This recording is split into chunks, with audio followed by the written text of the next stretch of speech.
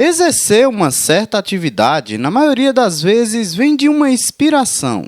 No caso do Alan, o pai foi o grande incentivador para que ele aprendesse a tocar violão. E assim aconteceu. No mundo dos instrumentos foi uma história até um pouco engraçada. Meu pai, desde que eu era pequeno, ele tentava incutir na minha cabeça que eu tinha que aprender a tocar violão. Ele sempre tocou violão. Não, meu filho, aprenda violão, aprenda violão. Não, meu pai, eu não quero não. E aí você vê como é a coisa. O desejo, a vontade, ela desperta, às vezes sem precisar ninguém te falar nada, ninguém te, sabe? E meu pai fez uma viagem, ele foi morar na Espanha, morou um tempo lá. E o violão ficou encostado no canto da casa. E eu olhava o violão, olhava o violão. Aí um dia deu um start, eu falei, eu quero aprender a tocar, eu vou tocar. Ele tinha uns livretos aí, aqueles livretos ainda que comprava na banca de jornal, né? Que tinha ali algumas músicas e tal. Peguei, comecei e tudo mais, né? A primeira música que saiu, eu sou músico, como diz a história, é um músico meio mobral. Gosto de tocar ali pra mim, e uns amigos ali e tal, nada profissional. O profissionalismo mesmo só entra na hora de consertar, de restaurar. Mas aí eu peguei o violão e comecei ali, saiu aquela música Eu Quero Ter 1 Milhão de Amigos, de Roberto Carlos. Aí daí pra frente, como diz a história, eu fui um músico autodidata, né? Peguei o violão, quando saiu a primeira música, você fica animado e já quer tocar a segunda, a terceira e por aí vai. Também, após isso, veio a questão da música na igreja, né? Eu comecei a tocar violino e tudo, na igreja onde faço parte. E aí o amor pela música só foi aumentando, né?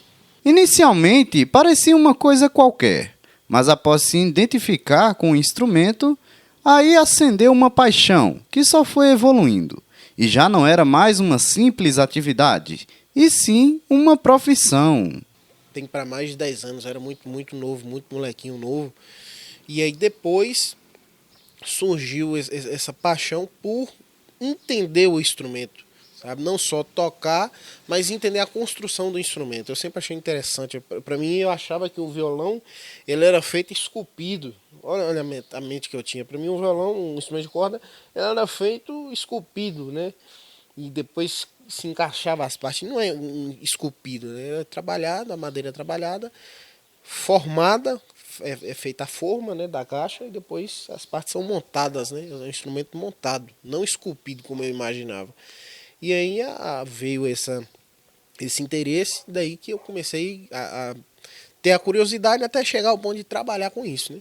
A manutenção de instrumentos musicais. Para todo início tem as suas dificuldades. Com o Alan, segundo ele, teve um fator que foi complicado enfrentar, mas após o seu bom desenvolvimento, as dificuldades foram ficando para trás. A parte mais difícil chama-se a preguiça.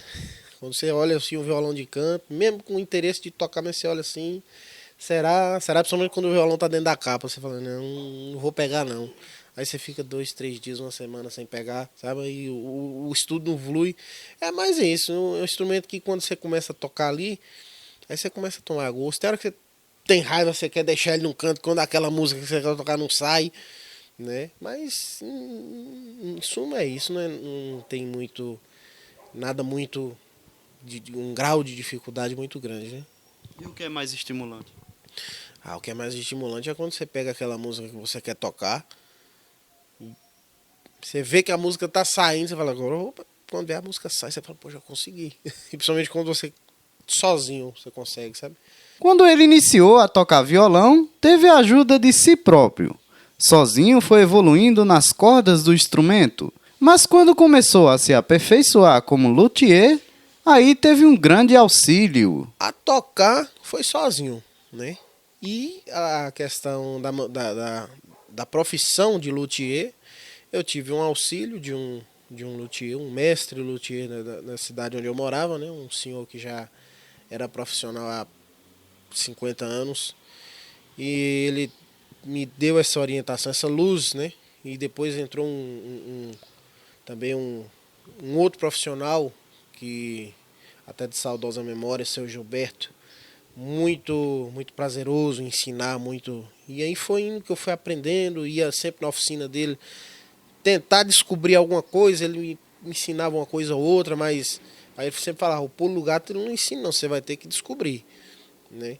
E eu ficava por ali e aprendi bastante coisa, né? E foi um tempo muito bom onde eu comecei a aprender e hoje são coisas que eu uso na minha profissão no dia a dia, né?